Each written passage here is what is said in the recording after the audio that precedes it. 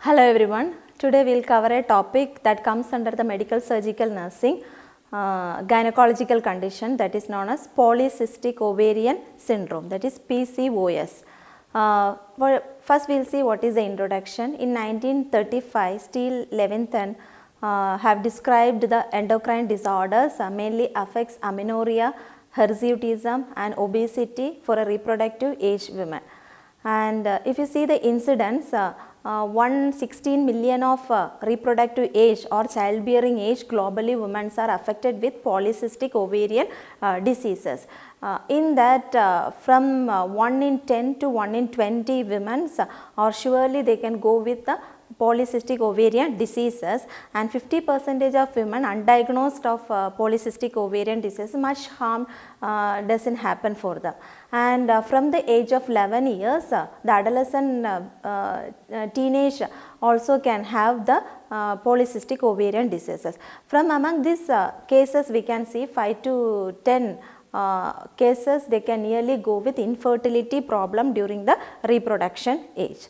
Next we will see what is the meaning. So, polycystic ovarian disease, it is an endocrine disorders mainly affects the reproductive metabolic problems, gives the manifestation of hirsutism, obesity, amenorrhea and menstrual irregularities and leads to polycystic formed in the ovary. So, this is the main meaning. Next we will see what are the causes.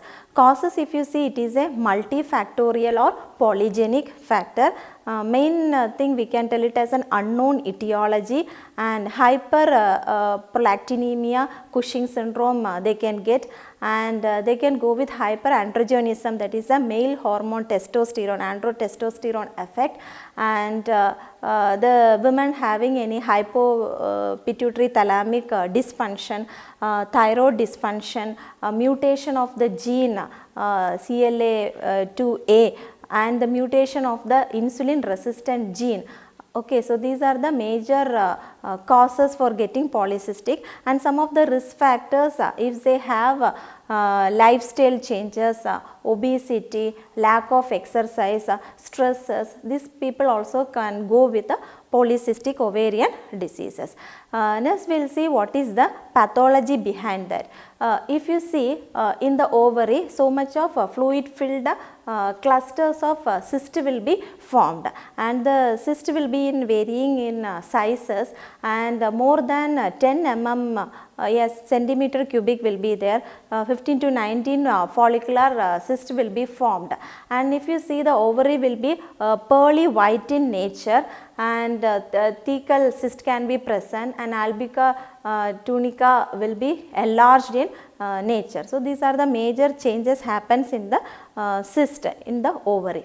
And we will see what is the clinical manifestation. Clinical manifestation, the women have menstrual irregularities, infrequent failure of menstruations like oligomenorrhea will be there, or absence of menstruation, and amenorrhea problem can be there, and the women can go with infertility, inability to conceive. And next one is hirsutism, excessive hair formations in the face, neck, chest, abdomen, fingers and the toes, and acne formation, oily secretions in the skin, and acne will be present. And the women have a rare condition, they can go with virilism. Virilism means excessive musculature, like a men masculinity will be there due to the excessive androgen hormone.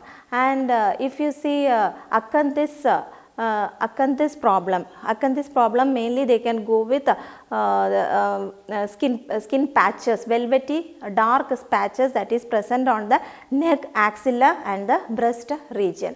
And the women can go with increased body weight, anxious, they can go with mood irritability, pelvic pain can be present. So these are the major symptoms they can go with polycystic ovarian diseases. Next we will see the diagnostic evaluation. So in the diagnostic evaluation, first we have to collect the history, what is the menstrual history, any infertility causes is there, what is the lifestyle changes, like that any problem we can assess. Then we can go with the general assessment, check the body weight, any changes of the features like hirsutism is there, or skin tag is there, or dark patches that is present on the neck, we can assess. Then next investigation, investigation mainly blood investigation, serum like luteal hormone, follicle stimulating hormone, formation of testosterone hormone can be assessed in the body, and insulin resistant test can be done. Then next we will see go with ultrasonography. Ultrasonography, we can see changes in the ovary, luteal cyst, follicular enlargement, atresia of the follicles, size of the follicles, no ovum present in the follicles, that all we can identify with the laparoscopy measures also.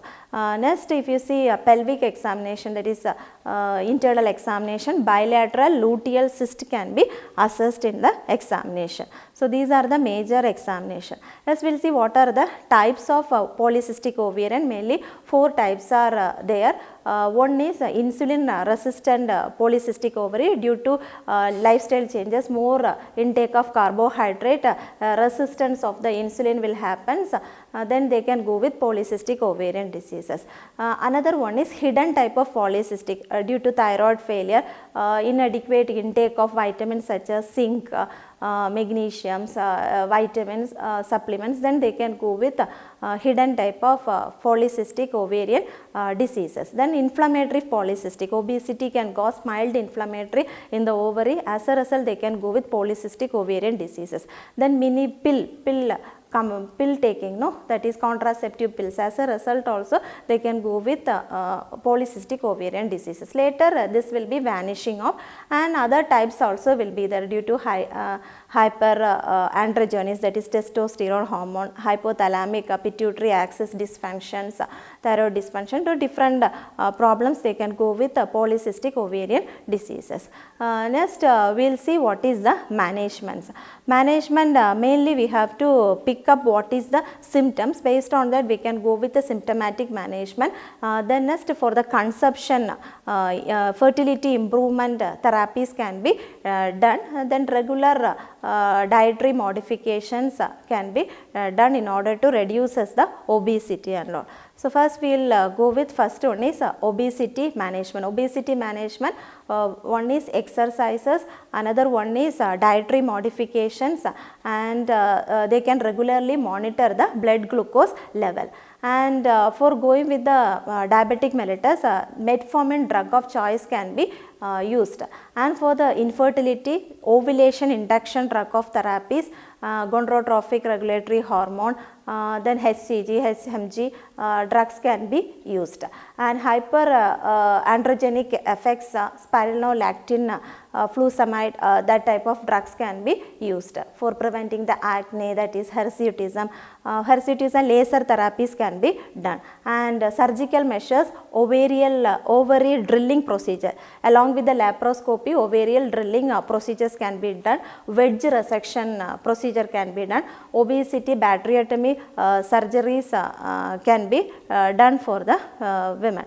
And counseling, we have to make the women to monitor their body weight, regularize the lifestyle measures, exercises, yoga, meditations, all they can follow up to control the weight that is deposited on the waist, abdomen, all they can be reduced in order to prevent some complications. So what are the main complications they can get? Complications such as if you see diabetic mellitus, future they can go hypertension, atherosclerosis, they can get hyperlipidemia situation, the woman can go with. Then if you see infertility problems, future they can get. So these all complications can be prevented by general measures, symptomatic management. So next we will see what is the nurse's role. As a nurse we have to advise all the reproductive age women months, if suppose there comes with the menstrual irregularities problems, to give a note to identify any polycystic ovary in order to maintain a good dietary modifications, lifestyle modification to bring out a healthy reproductive age and to go with conception of good pregnancy and healthy delivery. So that's all about today class. We have seen what is polycystic ovarian diseases, what is the causes, what is the pathogenesis, what is the classification, what is the clinical manifestation, diagnostic evaluation, complication, management and nurse's role. So today I am signing off, Mrs. Nima. I will meet in this another video. Thank you.